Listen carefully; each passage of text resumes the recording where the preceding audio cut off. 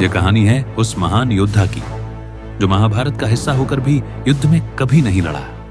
बर्बरीक, जो बल में सभी योद्धाओं से प्रबल था, भीम का पोता, घटोत्कच का पुत्र। बर्बरीक ने वर्षों तक महादेव की तपस्या की। प्रसन्न होकर महादेव ने दर्शन दिए और कहा, मैं तुम्हें 3 दिव्य बाण देता हूं। इन बाणों से तुम जिस भी पक्ष की ओर से युद्ध में भाग लोगे, विजय केवल तुम्हारी ही होगी।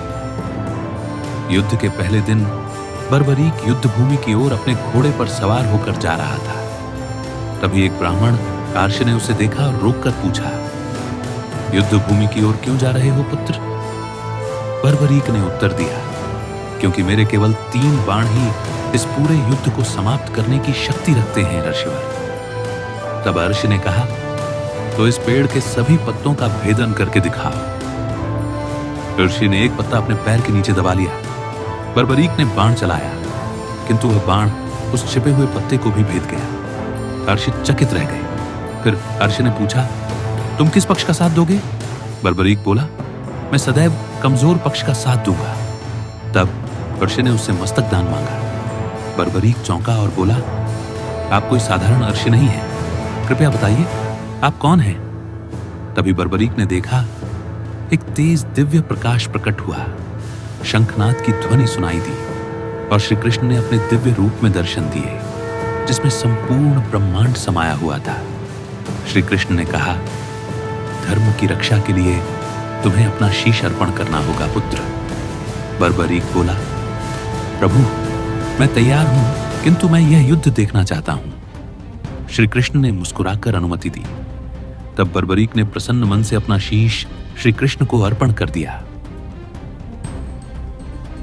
युद्ध समाप्त होने के बाद पांडवों में इस बात पर बहस छिड़ गई कि आखिर इस युद्ध की विजय का श्रेय किसे जाना चाहिए।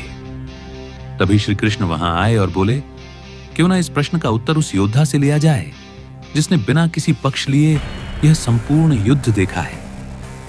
श्री कृष्ण पांडवों को लेकर बर्बरीक के मस्तक के पास गए और पूछा, कृपया बताइए इस युद्ध का वास्तविक श्रेय किससे जाता है?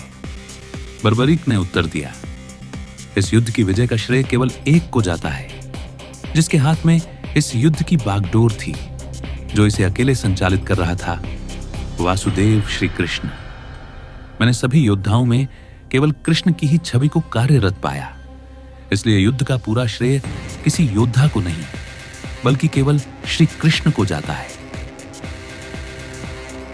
बर्बरीक की भक्ति से प्रसन्न होकर श्री कृष्ण ने उसे वरदान दिया, कलयुग में लोग तुम्हारी पूजा मेरे ही स्वरूप में करेंगे और तुम्हारे दर्शन मात्र से भक्तों की मनोकामनाएं पूर्ण होंगी। श्री श्याम बाबा की जय हो।